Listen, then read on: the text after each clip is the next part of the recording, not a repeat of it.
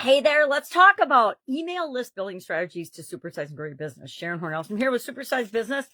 And this is one of those strategies that I find it interesting that I still need to coach people on and talk about, or a group of strategies, or the whole topic of email marketing. There are still literally millions of companies out there that do not take advantage of the power of email marketing to supersize and grow their business.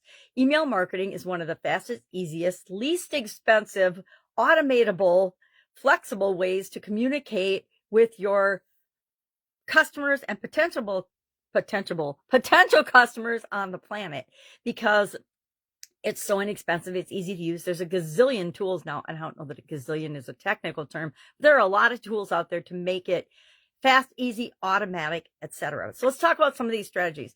Do we need to talk about the importance of having an email list and the power of having an email list? I hope not. If you need to talk about that, contact me, message me below, and we'll have like a 2-minute chat about it. And I will tell you the power that email marketing has brought into my life and my businesses and that of the clients and customers that I serve. We literally have thousands of email campaigns going on right now on autopilot for businesses in just about every industry you can imagine. So email list building strategies, what are they? Number one, as always, I say you got to understand your audience. You have to know who you're writing to, who you're communicating with, who your ideal people to serve are, because they're the ones that you want to write to. A secret about the whole ideal audience thing that I think a lot of people forget or ignore or want to avoid is the fact that your ideal client, your ideal customer is probably a past version of you. I know, mind-boggling to think that you serve people that you used to be. I know it's weird, but it's so true. If you can tap into that, you automatically understand the language, the problems, the pain points, etc. of the customer, and you know how to talk to them. Second strategy is, of course, to create compelling lead magnets. You have to offer people something in exchange for their email. They're not going to just give you their email nowadays, although almost everybody and everything under the sun requires your email to even talk to their customer service or to communicate with them or to even look at their products and services at all.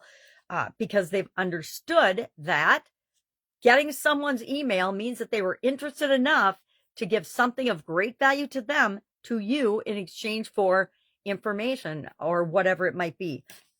You're literally limited only by your imagination when it comes to what kind of lead magnets you can create. And the vast majority of them can be delivered for virtually nothing, virtually through the internet. We've created literally at least 1,000 different lead magnets. Boy, my tongue isn't working today. I guess I need more caffeine. Lead magnets that we have used and tested and tweaked and changed to find out what speaks directly to our ideal clients and customers. We want to optimize our sign-in form. Our sign-up form, and we've tested this extensively, it's got to be simple. It has to be quick, easy. It's got to work every time. And immediately, the less information you ask for, the more likely people are to sign up. If you ask for a first name and email, you're going to get a certain percentage of signups. If you ask just for the email, you'll get a certain percentage of signups, but you're giving up the ability to personalize your emails, which is another strategy that's very important down the list a little bit here.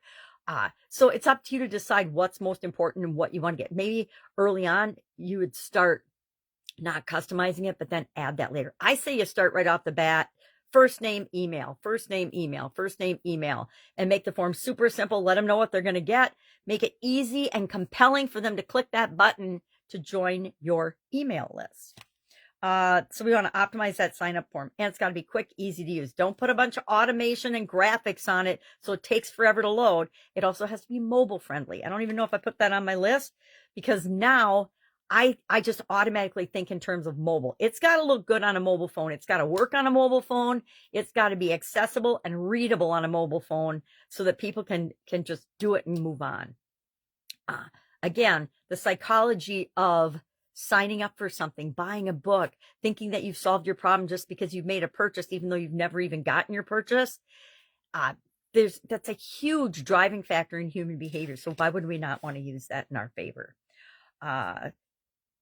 again, next is personalize your email sequences and personalize your email to people. People don't want to feel like they're just one of a group, right? They want to feel like you are speaking directly to them and communicating directly to them and that you actually care about them. It helps if you actually care about your customers and you want to use their name and you want to get to know them. You're not going to get to know all of them probably, but you want to get to know at least 1,000 of them, right? 1,000 fans, 1,000 fans can make the difference between super success and failure. We want to craft engaging subject lines. There's been a ton of tests, and we've done it in my organizations as well, of testing subject lines. Subject lines are critical. It's like the headline on your website. It's like the headline on your articles is the headline in the newspaper. It's the most important thing. It gets people's attention. It grabs them. It hooks them. It gets them to go to your website, click on your things, sign up for the box, etc. If you don't get their attention, there are so many things vying for our attention nowadays, then you've lost them. At least you've lost them until you come back around again with a different offer for them that might get their attention. So craft engaging and interesting and curiosity-based subject lines. And again, that's something that we test all the time. Implement email automation. Like I said, I don't know why you wouldn't automate your sequences. You create them, you test them. The ones that work, you automate. The ones that don't, you fix until you can automate them. And there's so much automation available. And you can automate to different target audiences, different groups. You can segregate your email list. There's all kinds of really fun, crazy things you can do now. We want to leverage social proof. People need social proof. They need to know that somebody besides you thinks you're awesome. And so you do that through testimonials, through referrals, through incentive programs and things to help people find out about you. Advertising, of course, is an option as well. You want to encourage referrals. Referrals, I still say word of mouth and referrals are like gold. If you can get them, that's your best opportunity to reach another customer and positively impact the world. And then not finally, but we want to analyze and optimize our campaigns. We want to test everything. I have a scientific background and an engineering background, so I love testing and tweaking and fixing and continually improving things.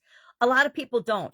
One of the worst things you can do is throw something up there and not even know if it's working or not, and then just keep doing the same thing. I think that's probably one of the definitions of insanity. Not sure, but it feels like it is to me.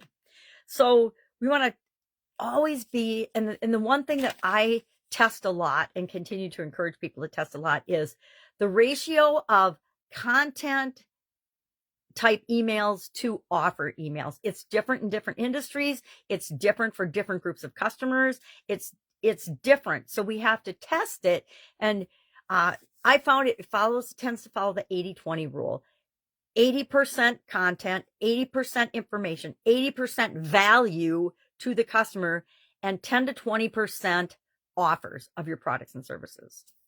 That seems to apply across the board. But again, you need to test and tweak it. Maybe you can do 70-30. Maybe you have to do 90-10. Maybe you have to do 95% content, 5% offers of your products and services to your customer. It depends. And you need to test with your specific audience.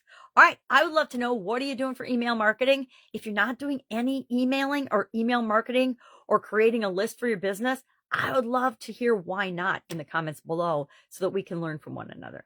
That's it. Have an awesome day. If I can help you in any way, you can ask a question right under this video. Otherwise, I will, of course, be with you tomorrow.